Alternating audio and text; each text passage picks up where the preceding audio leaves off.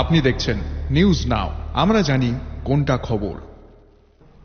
ত্রিপুরায় জাতি উপজাতির মেল বন্ধনের ধারাবাহিকতা চলে আসছে রাজন্য আমল থেকে, কিন্তু বর্তমানে সৌভ্রাতৃত্বের এই বন্ধন নষ্ট করার জন্য চলছে প্রচেষ্টা।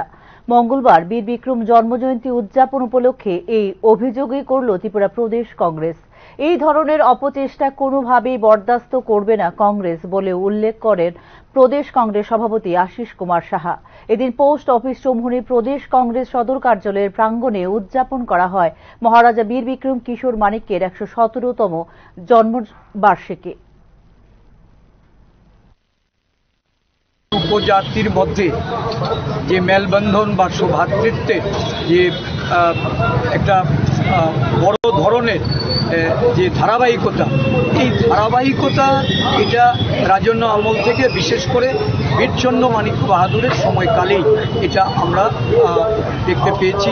পরবর্তী সময়ে বীর বিক্রম এবং অন্যান্য রাজারাও এটাকে ধারাবাহিকভাবে তারা ফলো করেছে।